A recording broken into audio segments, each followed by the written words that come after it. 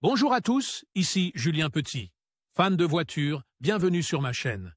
Restez avec moi, on va aborder notre sujet du jour sans plus tarder.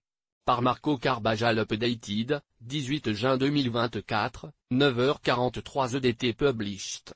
30 novembre 2020, 2h40 et aujourd'hui, seuls 2 États autorisent les plaques d'immatriculation numérique, la Californie et l'Arizona. C'est un progrès lent pour Reviver, une entreprise créée en 2009 pour changer la façon dont fonctionne l'ancienne technologie automobile basée sur le métal. Mais les choses sont sur le point de changer en 2021, lorsque l'entreprise passera enfin à la modernisation. Neville Boston, fondateur et directeur de la stratégie de Reviver, a partagé que ces plaquaires numériques seront disponibles dans le Michigan au début du deuxième trimestre 2021. Boston et son équipe ont rencontré la secrétaire d'État du Michigan, Jocelyn Benson, il y a quelques années lors d'un salon automobile pour discuter de l'approbation de ces plaques non traditionnelles, et cela n'a pas été difficile, puisque, selon Boston, Benson est une technologue. La législation est en place et il ne reste plus qu'à intégrer les plaques d'immatriculation au système et aux bases de données du secrétariat d'État. Cette intégration est nécessaire car les plaques d'immatriculation ne se contentent pas de convertir les lettres et les chiffres de votre plaque d'immatriculation en pixels sur un écran à encre numérique,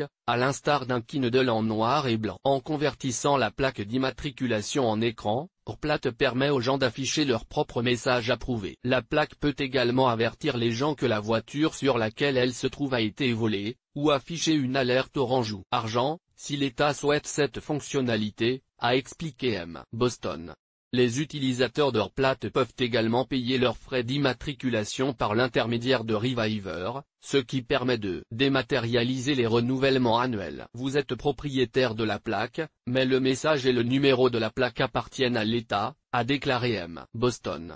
Pensez-y comme un affichage numérique jusqu'à ce que vous l'activiez et l'approvisionniez, et il devient alors un outil de conformité, a-t-il ajouté. Ces deux aspects d'Plate signifient qu'il a deux coûts, le prix de l'écran lui-même et celui de l'abonnement. Leur plate de base avec une batterie de 5 ans coûte $499, puis $55 par an ou $4,99 par mois. Elle est également disponible pour $17,95 par mois pendant 36 mois. Tout est un peu plus cher avec leur plate Pro câblée, qui est l'option la plus puissante et qui fonctionne mieux pour les flottes parses. Qu'elle peut offrir des options télématiques grâce à son système GPS intégré. À l'heure actuelle, un peu plus de 4000 plates sont en circulation en Californie et en Arizona, et Boston a déclaré qu'elle s'attendait à doubler ce nombre d'ici la fin de l'année 2020. À l'avenir, 8 à 10 États supplémentaires pourraient approuver la technologie numérique l'année prochaine. Le Michigan en premier, puis probablement la Géorgie et le Texas et d'autres États que Boston a refusé de nommer, ce qui explique pourquoi l'entreprise affirme qu'il pourrait y avoir 100 000 véhicules ou plus en circulation d'ici la fin de 2021. L'expansion sera également stimulée par les groupes de concessionnaires avec lesquels Reviver travaille pour précharger l'air plate, alimenté par batterie sur certains véhicules de leur parc,